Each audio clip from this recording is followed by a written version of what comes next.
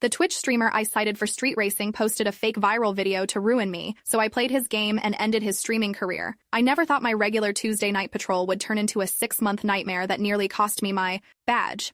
But that's exactly what happened when I pulled over a Mustang with the license plate Live3 on the outskirts of Dallas. It was about 11:30 p.m. and I was cruising in my patrol car, sipping on my third cup of gas station coffee. You know how it is on night shifts. Caffeine becomes your best friend. The radio was playing some old-school country, and I was keeping an eye out for anything suspicious in this industrial area that's basically a ghost town after dark. That's when I spotted it, a cherry red Mustang GT flying down the road like it was qualifying for NASCAR. My radar clocked this dude at 35 over the limit, weaving between the few cars on the road like they were standing still. Classic street racing behavior, and in my 5 years on the force, I'd seen enough of these showboats to know exactly what I was dealing with. I flipped my lights on and took off after him. To my surprise, he actually pulled over near this creepy, abandoned warehouse, the kind you see in horror movies where nothing good ever happens. Before I even stepped out of my cruiser, I could see him fidgeting with something in the car. Great, I thought. Either he's hiding something or, worse, grabbing something. Following protocol, I approached cautiously, hand near my holster. As I got closer, I realized what he was doing, setting up his phone on a dashboard mount. The dude was actually starting to live stream getting pulled over. Unbelievable. License and registration, I said, trying to keep things professional despite the phone pointed right at my face. Yo, what's up, cruisers? He said to his phone, completely ignoring me. We got the cops on us tonight. Looks like they don't appreciate real driving skills in this town. This guy was something else. Orange-tinted sunglasses at midnight, a massive gold cross chain that probably weighed more than my service weapon, and an attitude you could smell from a mile away. Sir, I need to see your license and registration now, I repeated, using my no-nonsense voice. He finally looked at me, smirking. Officer, do you know who I am? I'm Livewire, 9 million followers on Twitch. This little interaction we're having. Already got 3,000 people watching live. I couldn't care less if he was the president. That's nice. License and registration, please. He reluctantly handed over his docs while continuing his narration. So, officer, he squinted at my badge. Ramirez here thinks I was speeding. What do you guys think? Drop some hearts if you think she should let me off with a warning. The document identified him as Oliver Cruz, 26 local address. His license was valid and the car was registered in his name. Nothing on my computer showed prior infractions, which was surprising given how he was driving. Mr. Cruz, I clocked you going 80 in a 45. That's reckless driving territory. Any reason you were going that fast? Testing out my new exhaust system for my viewers, he said, like that made it totally cool. Look, officer, my fans are watching. How about we make a deal? I'll give your department a shout-out, maybe even do a charity stream. That's better PR than a ticket, right? I'd heard every excuse in the book, but trying to bribe me with internet clout? That was a new one. I'm writing you a citation for speeding and reckless driving, I said, starting to fill out the ticket. This isn't negotiable. His face darkened. Big mistake. Do you have any idea how much influence I have? One word from me and my followers will make your life hell. Threatening an officer is also against the law, Mr. Cruz, I said calmly, though my heart was starting to race. I suggest you take the ticket and fight it in court if you feel it's unjustified. He scoffed, still playing to his audience. See this, cruisers? This is what police tyranny looks like in 2024. Officer thinks she can mess with the wrong guy. I finished writing the ticket and handed it to him. Sign here, please. This is not an admission of guilt, just acknowledging you received the citation. What happened next changed everything. Update. Hey Reddit fam, thanks for all the support in the comments. Some of you asked why I didn't call for backup right away when things started getting weird. Truth is, we were short-staffed that night, and this seemed like a routine stop until it wasn't. Looking back, I should have trusted my gut when he started live streaming. What would you have done differently if some influencer was broadcasting your every move to thousands of hostile viewers? Oliver threw the citation clipboard back at me and flung his car door open, nearly hitting me. He stepped out, getting way too close for comfort, his phone now in his hand, recording everything. You picked the wrong person to mess with, he snarled, his entire demeanor changing from cocky to threatening in an instant. Do you know what happens to cops who go viral for the wrong reasons? They end up working security at Walmart. I stepped back, creating distance. Sir, I need you to get back in your vehicle. Or what? He challenged, taking another step toward me. You gonna shoot me? That'll look great on camera. Sir, this is your final warning. Return to your vehicle now. Instead of complying, he got right in my face, his phone inches from me. My followers are already finding out who you are. By morning, everyone's gonna know Officer Ramirez's business. When he shoved me, not hard, but enough to make contact with my shoulder, that crossed the line from verbal to physical, I immediately grabbed my radio. Dispatch, I need backup at my location. Subject is becoming aggressive. Oliver found this hilarious. Aw, need help handling one guy with a phone? This is prime content, cruisers. Drop some fire emojis. Sir, turn around and place your hands behind your back. You're under arrest for assaulting a police officer. Are you kidding me? He yelled, but I was already reaching for my cuffs. You have the right to remain silent. Anything you say can and will be used against you in a court of law. I continued with the Miranda rights as I secured the handcuffs, which he fought against just enough to make difficult, but not enough to justify additional force. This is police brutality, he shouted toward his phone, which had fallen on the ground but was still recording. You all see this? She's arresting me for nothing, because I know my rights, because I wouldn't kiss her badge. When backup arrived, 5 minutes later, we placed Oliver in the back of my cruiser. His phone was still live streaming from the pavement. I picked it up and ended the broadcast before bagging it as evidence. At the station, Oliver became the star performer, I'm sure. His followers loved, yelling about his rights, demanding his one phone call like we were in some TV drama, and promising that I'd regret ever putting on a badge. When I get out of here, he said as the booking officer took his fingerprints, your career is over. That's not a threat. That's a live wire guarantee. I rolled my eyes and finished my paperwork. Guys like him were all talk. Or so I thought. I went home that night tired but feeling like I'd done my job right. Bad driver off the road, potential threat contained, paperwork filed properly. My gray tabby, Bullet, yeah, cop with a cat named Bullet. My partners give me endless grief about it. Greeted me at the door of my apartment and I knocked out almost immediately. My phone woke me up at 6 a.m., 3 hours before my alarm. It was my buddy Marco from the department. Have you seen it? He asked, skipping hello.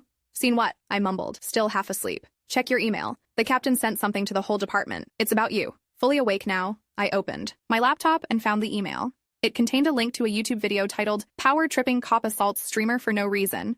It already had over 2 million views. The video was a heavily edited version of the previous night's events. It showed me approaching Oliver's car but cut out all of his attitude and threats. Then it jumped to me aggressively arresting him, making it look like I went from asking for his license to putting him in handcuffs with nothing in between. His voiceover claimed I targeted him for being a popular streamer and fabricated charges because he questioned my authority. My stomach dropped. This wasn't good. By the time I showered and got dressed, my phone was blowing up with texts from coworkers and family. The video had gone viral overnight. Oliver, or Livewire as his fans knew him, had shared it across all. His platforms and his army of followers were on a mission. They found me. My full name, badge number, and even my home address were being shared in comment sections and forums. People were calling the department demanding I be fired. Some were sending pizzas and other deliveries to my apartment. Others were making much more serious threats. I drove to the station in a daze, feeling like everyone was staring at me. Captain Rodriguez called me into his office the moment I arrived. I've reviewed your body cam footage, he said, cutting right to the chase. It confirms your report. Cruz was confrontational, made threats, and initiated physical contact. You followed protocol. I should have felt relieved, but I didn't. But the video is doctored trash, Rodriguez finished. Unfortunately, that doesn't matter to the internet mob. PR is all over this, and the chief is getting pressure from City Hall. So what happens? Now? Rodriguez sighed. We're issuing a statement with still frames from your body cam showing what really happened. But until this blows over, I'm putting you on desk duty. What? But I didn't do anything wrong. This isn't punishment, Ramirez. It's protection. We've already had people show up at reception asking for you. Some don't look friendly. That first week was hell. The department's statement did little to counter Oliver's narrative. His followers were relentless, doxing me, sending death threats, calling in false reports about my address. I had to delete all my social media accounts and stay with my sister for a few days. Meanwhile, Oliver was already out on bail, and his channel was blowing up. He'd positioned himself as some kind of anti-authority folk hero, and his fans were eating it up. He even started selling merchandise with slogans like, "Question authority," and "I survived police tyranny." The worst part? Some people I thought were friends started distancing themselves. Not my close ones, but acquaintances, neighbors, even a guy I'd been on a few dates with. Nobody wants to be associated with someone being called a power-hungry cop online, even if the accusations are completely false. Update. Wow, this blew up overnight. Y'all are asking how I kept it together during this time. Honestly, I almost didn't. There were days I seriously considered turning in my badge. What kept me going was knowing the truth was on my side, even if the internet didn't care. Here's my question, though. Have any of you dealt with online harassment? How do you handle knowing thousands of strangers hate you based on lies? 2 weeks. Into my desk duty sentence, that's what it felt like, a sentence, I was grabbing coffee at my regular spot before heading in for another thrilling day of paperwork. The baristas knew me well enough that my order, large dark roast, touch of cream, no sugar, was usually ready when I walked in. I was waiting for my name to be called when I felt that weird prickle on the back of my neck. You know that feeling? When someone's watching you? 5 years of police work teaches you not to ignore that feeling. I turned around slowly, and there he was, Oliver Cruz himself, sitting at a corner table, phone pointed directly at me. That same smug smile, those same ridiculous orange glasses. He wasn't even trying to be subtle about it. "Officer Ramirez," he called out loudly, making sure everyone in the coffee shop turned to look. "Fancy meeting you here? Mind if I get a statement about your suspension?" I wasn't suspended, but that's not the point. He was trying to provoke me into doing something, anything that he could use for more content. I turned back around, determined to ignore him. Not very talkative. Today, huh? He continued, raising his voice. Different story when you don't have the badge and gun to hide behind. The barista called my name, and I grabbed my coffee, keeping my cool even as I could feel my neck getting hot with anger. As I headed for the door, Oliver stepped in front of me, his phone right in my face. My viewers want to know if you've learned your lesson about harassing content creators.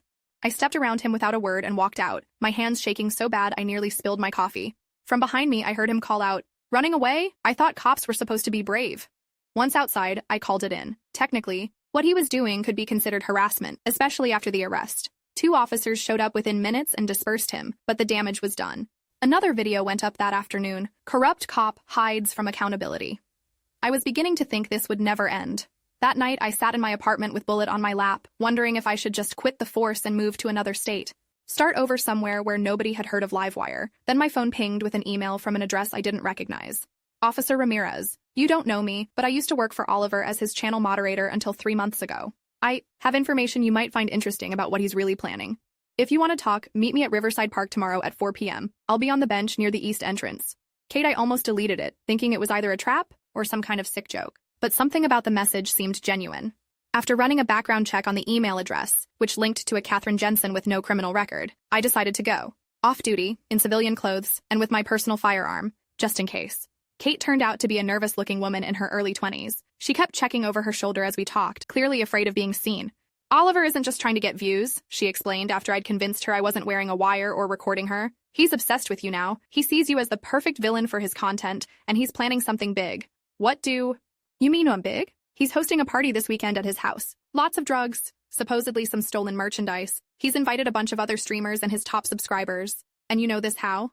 I still have access to his Discord server. He keeps most of the plans in a private channel, but his tech guy is sloppy. I can see everything they're planning. She handed me a USB drive. This has screenshots of their conversations, including stuff about you. They've been sending people to watch your apartment, tracking your movements. Why are you helping me? I asked, suspicious despite myself. Kate looked down.